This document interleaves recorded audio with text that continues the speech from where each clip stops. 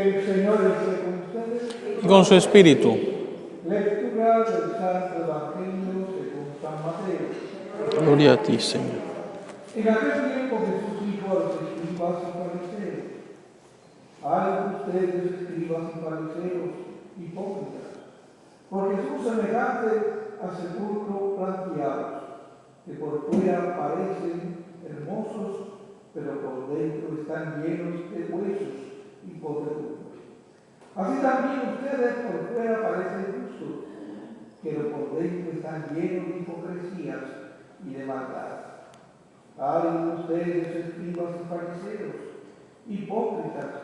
Porque desconstruyen sepulcro a los profetas y adornan las tumbas de los justos. Y dicen: si hubiéramos vivido el tiempo de nuestros padres, nosotros no habríamos sido cómplices de ellos en el asesinato de los profetas. Con esto, ustedes están reconociendo que son hijos de los asesinos de los profetas. Terminen pues de hacer lo que sus padres comenzaron. Hermanos, esa es palabra de Dios. Gloria a Dios. Señor Jesús.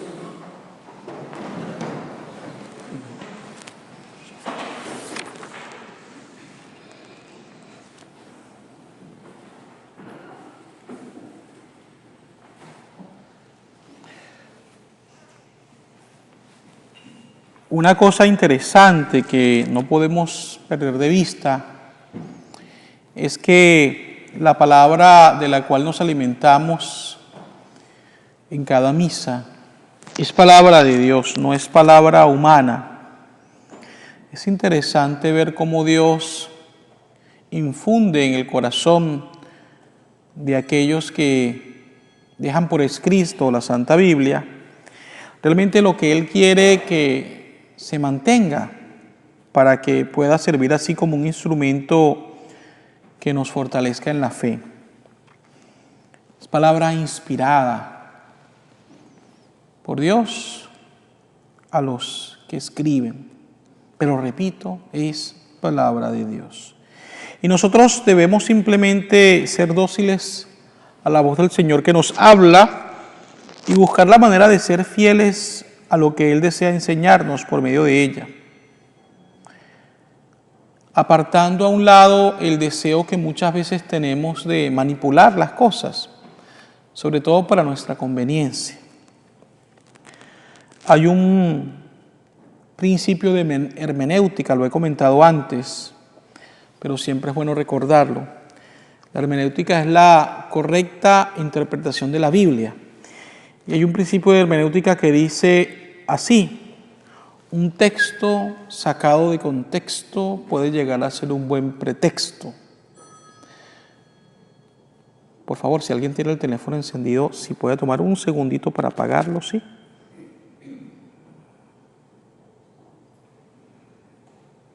Se supone que deberíamos hacerlo antes de entrar a misa, pero bueno, se nos olvida, ¿cierto? Continuemos. Les decía que está este principio de hermenéutica que dice que un texto sacado fuera del contexto puede llegar a ser un buen pretexto. Les voy a poner un ejemplo. San Pablo en una de sus cartas dice: hombres, o mejor dicho, mujeres, sométanse a sus maridos. Y sé, porque lo he escuchado, que algunos hombres en ocasiones aprovechan para decirle a las mujeres: fíjate lo que dice la Biblia, tú tienes que servirme y someterte a mí, porque soy la autoridad y todo lo demás. Pero si continuamos leyendo ese pasaje bíblico, San Pablo dice: y ustedes, hombres, amen a sus esposas como Cristo amó a la iglesia y se entregó por ella. Es decir, es el amor de Jesús el que lo lleva a entregar su vida en la cruz por su iglesia, que somos nosotros. Entonces, sería injusto que solamente, bien sea hombres y mujeres, se enfoquen en una sola parte que les conviene, siendo que están sacando de contexto un texto para hacer un pretexto. Así que al momento de alimentarnos de la palabra, repito, debemos pues escudriñar para poder entender lo que realmente Dios quiere decirnos, teniendo en cuenta algunas variables, como lo son el hecho de que es escrita en un idioma que no es el español, obviamente, o el inglés, teniendo en cuenta de que es escrita hace ya muchos años y sobre todo en culturas muy diferentes a las nuestras. Por eso hay pasajes bíblicos que es difícil entender. Les voy a poner un ejemplo muy sencillo, ¿no? Cuando Jesús le dice a uno que lo quiere seguir, dejen que los muertos se entierren a los muertos. Parece duro, ¿no? Porque este joven le está pidiendo tiempo a Jesús para ir a enterrar a su padre, pero no se refiere a que su padre está a punto de morir. Se refiere a que su padre está vivo y él tiene el deber de cuidarlo hasta que el padre muera. ¿Cuánto tiempo puede pasar? Años y años y años. Jesús lo quiere con premura. Obviamente no se opone a que él cuide de su padre porque hay un cuarto mandamiento que debemos seguir. Pero si el joven le está pidiendo años indeterminados, obviamente Jesús no lo quiere así.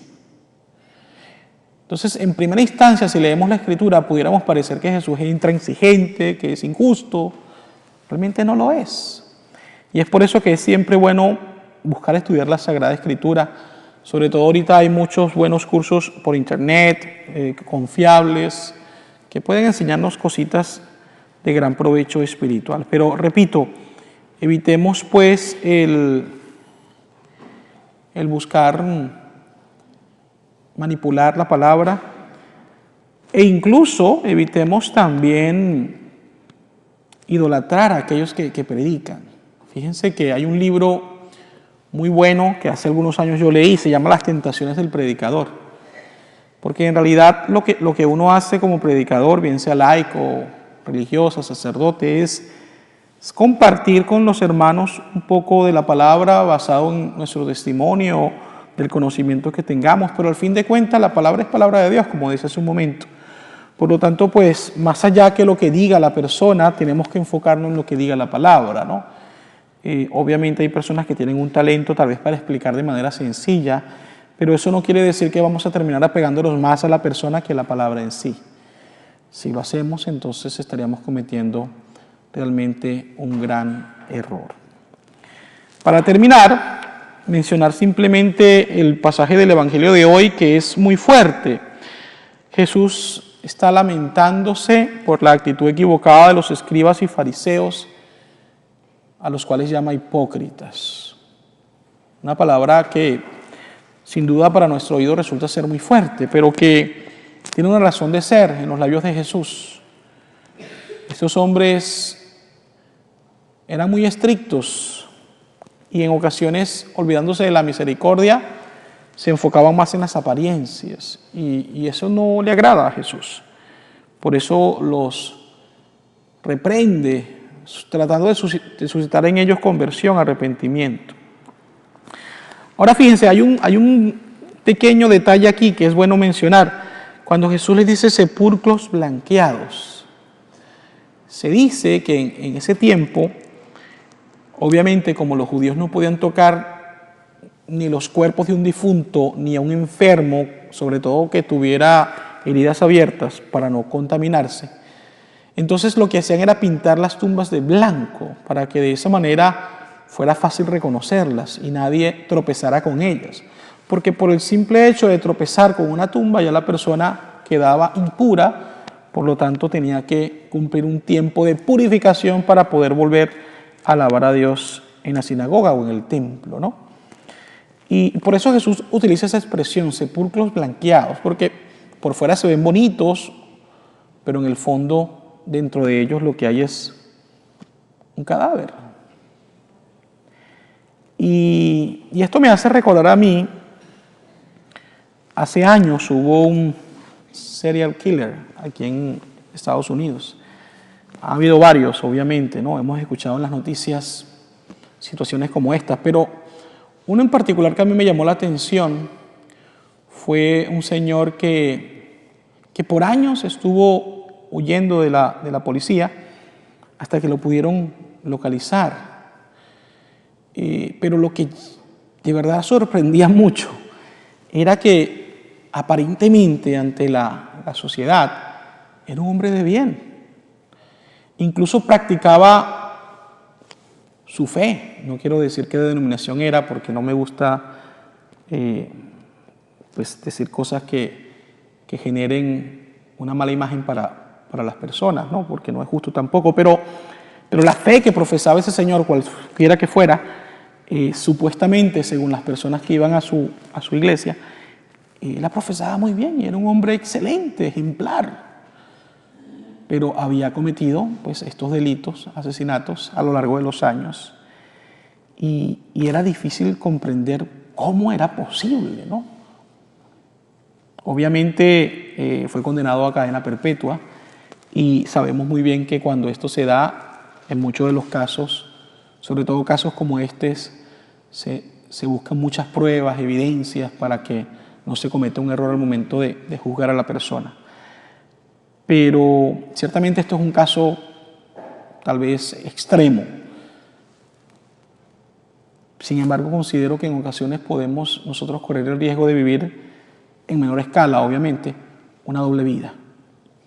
El siempre preocuparnos por lucir de una manera cuando dentro de nosotros estamos tal vez enfermos y hechos pedazos. Lo malo no es estar enfermos, porque podemos enfermarnos, obviamente, tanto física como espiritualmente. Lo malo en realidad es decidir quedarnos enfermos. Eso es lo malo. Porque lo lógico es que si yo me siento enfermo voy con el doctor para que me ayude a conseguir la cura. Lo lógico que yo tengo que hacer si me doy cuenta que estoy enfermo espiritualmente es ir con Dios para que me ayude a ser sanado. Pidámosle al Señor pues que nos dé la gracia, queridos hermanos y hermanas, de vivir una vida íntegra, sin dobles caras.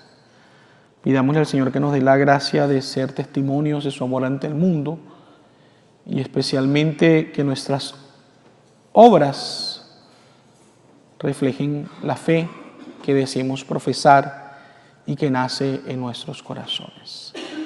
Así sea.